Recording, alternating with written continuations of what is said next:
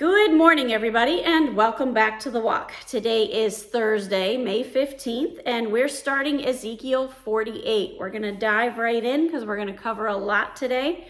In the Cultural Study Bible, there was a note for verses 1 through 7, which says, Israel's tribal allotments here in Ezekiel follow the pre-monarchical order of excluding the Levites and cutting the tribe of Joseph in half for Ephraim and Manasseh in order to keep the number of allotments to 12.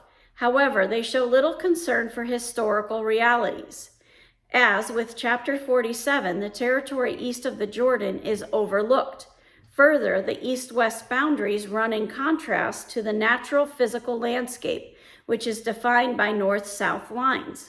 The tribal allotments are identical to one another in size and also respect the traditional genealogical relationships among the tribes. Discriminating among the descendants of Jacob's wives and his handmaidens, Judah and Benjamin, however, retain their close proximity to the sanctuary.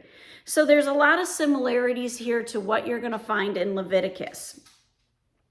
Now, the ESV Fire Study Bible had a note that covers this entire chapter, which says, Ezekiel's final chapter continues to describe the definite boundaries of the restored land and the location of Israel's tribes.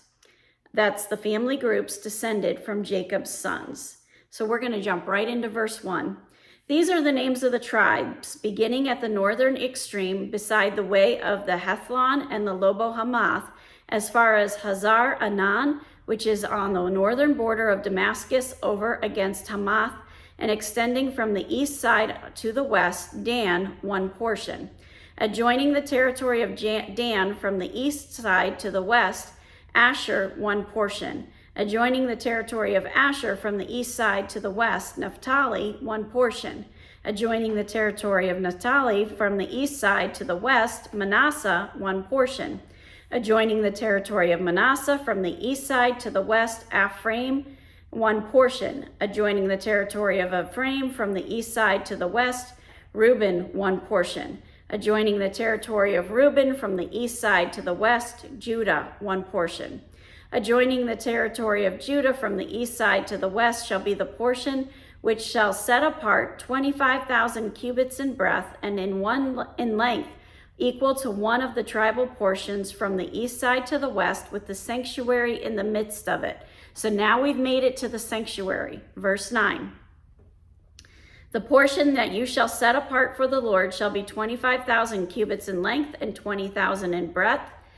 These shall be the allotments of the holy portion. The priest shall have an allotment measuring 25,000 cubits on the north side, 10,000 cubits in breadth on the western side, 10,000 in breadth on the eastern side, and 25,000 in length on the southern side, with the sanctuary of the Lord in the midst of it.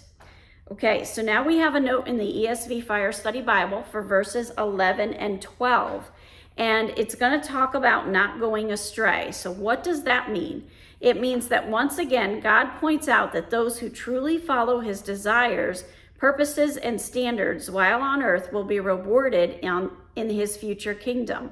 For example, the gift of the Zadokites is the privilege of living near God's sanctuary.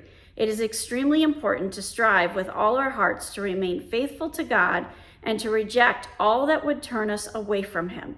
And what that's talking about right there in a nutshell is holiness. Verse 11. This shall be for the consecrated priests, the sons of Zadok, who kept my charge, who did not go astray when the people of Israel went astray, as the Levites did.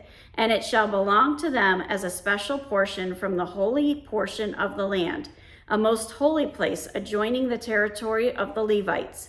And alongside the territory of the Levites shall have an allotment of 25,000 cubits in length and 10,000 in breadth. The whole length shall be 25,000 cubits, and the breadth 20,000. They shall not sell or exchange any of it. They shall not alienate this choice portion of land, for it is holy to the Lord.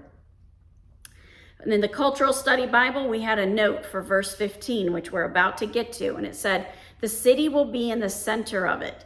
In chapter 48, Ezekiel describes the new city and the allotment of land for each tribe. Although the city is square, the length of each side is mentioned separately. The north, south, east, and west sides are all 4,500 cubits. That's about 1.5 miles or 2.4 kilometers. So verse 15 says, the remainder of the 5,000 cubits in breadth and 25,000 in length, shall be for common use for the city, for dwellings, and for open country. In the midst of it shall be the city, and these shall be its measurements. The north side, 4,500 cubits, the south side, 4,500, the east side, 4,500, the west side, 4,500. And the city shall have open land. On the north, 250 cubits, on the south, 250, on the east, 250, on the west, 250. The remainder for the length alongside the holy portion shall be 10,000 cubits to the east, 10,000 to the west, and it shall be alongside the holy portion. Its produce shall be food for the workers of the city, and the workers of the city from all tribes of Israel shall till it. The whole portion shall be set apart and shall be 25,000 cubits square, that is the holy portion with the property of the city. What remains on both sides of the holy portion and of the property of the city shall belong to the prince. Extending from the 25,000 cubits of the holy portion to the east border and westward to the 25,000 cubits to the west border, parallel to the tribal portions, it shall belong to the prince. The holy portion with the sanctuary of the temple shall be in its midst. It shall be separate from the property of the Levites and the property of the city, which are in the midst of that which belongs to the prince. The portion of the prince shall lie between the territory of Judah and the territory of Benjamin. As for the rest of the tribes, from the east side to the west, Benjamin one portion, adjoining the territory of Benjamin from the east side to the west, Simeon one portion, adjoining the territory of Simeon from the east to the west, Issachar from one portion, adjoining the territory of Issachar from the east to the west, Zebulun one portion, adjoining the territory of Zebulun from the east side to the west, Gad one portion, and adjoining the territory of Gad to the south. The boundary shall run from Tamar to the waters of Meribah Kadesh, from there along the brook of Egypt to the great sea. This is the land that you shall allot as an inheritance for the tribes of Israel, and these are the portions, declares the Lord. Okay, why does God go through all this? Why is all this so important? Because it's defining that God is providing for every single one of those tribes, and that they will all have what they had promised to them way, way, way back in Genesis. Have a wonderful day. God bless, and keep walking the walk.